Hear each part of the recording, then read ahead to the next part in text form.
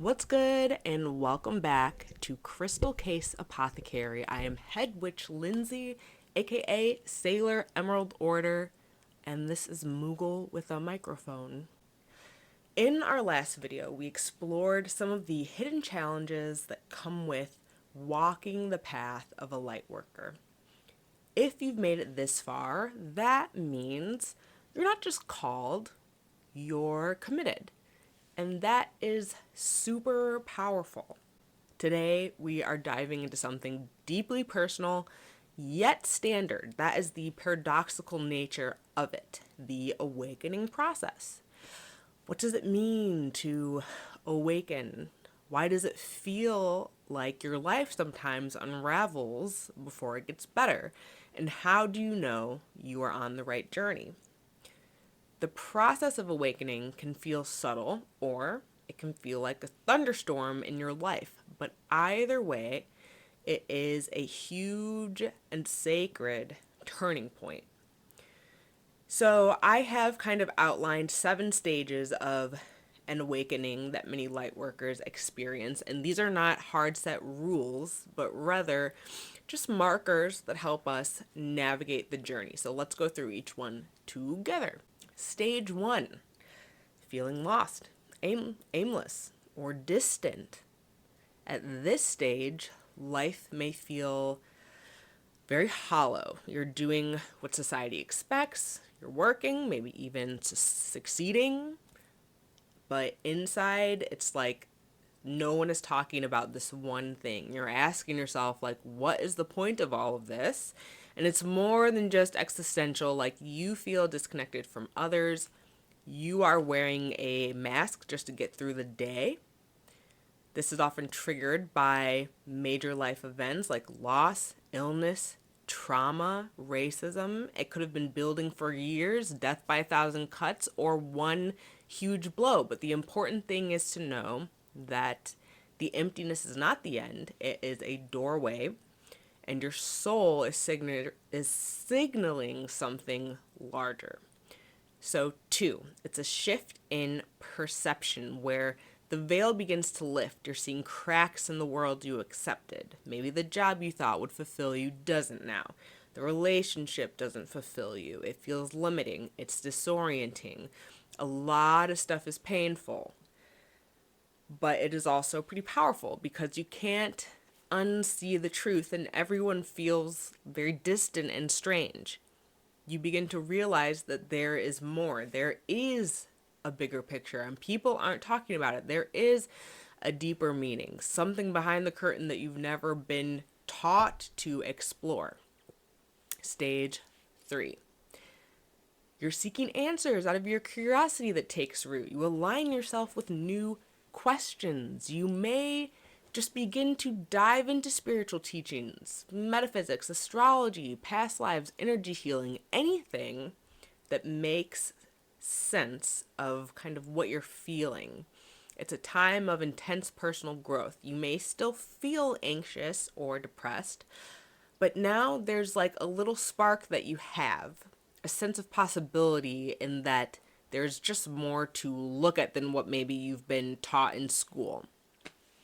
You're building yourself a new foundation. Stage 4, breakthroughs and curiosity. This is the childlike wonder phase. You might begin to feel joy and lightness again in this new possibility, maybe for the first time in literal years. You could have moments of insight where everything just clicks. Old fears can start to fade. The version of yourself you thought was you could begin to dissolve and just make room for something more. Stage 5. This is where a lot of people get discouraged because maybe you've had this breakthrough and you're like, I should be able to tackle every single thing that's thrown at me now with all this knowledge. It's like, not so fast. You might still backslide. The feeling of enlightenment may fade. You might feel like you're losing your progress, but that is completely normal because this is not a linear path. Healing is actually a spiral in waves and cycles. And this stage kind of teaches you to surrender and go with the flow. Go where you feel called and aligned. Step 6. inner wisdom. So you go deeper. The tools you dabbled with, meditation, journaling, breath work, they become part of your daily life. You crave truth above all else. And here's the big one: you take ownership of your thoughts, your triggers, and your reactions. You realize you do actually have agency over your own life. This goes against what the sociology books say, what the textbooks say, what the statistics say, what the limiting beliefs that were handed to you by the world said. This is often when you really realize you are part of all that is. You are part of the earth. You are part of the cosmos. And so you have the same innate power as anyone else does. Stage 7. You integrate here. We integrate even more. You might feel a lot of peace, not all the time, but enough to trust that it's real, and you're able to zoom out, go to the macro, see your life and yourself from a very high level perspective, understand why you had to go through what you did, and then you use that and apply the macro to the micro. It's a new tool that comes in. You can kind of flip on and off your perspective shifts. And so whether it's through your job or your art, your words, or your presence, you begin to radiate light and lighter. Others feel that you are lighter. You are on your path. So these are the 7 stages. It's not like a checklist, but it could help you kind of piece together where you're going, understand that other folks are actually with you in this, and all that matters is that you're still moving, you're still growing, you're still expanding, and that you're gentle with yourself.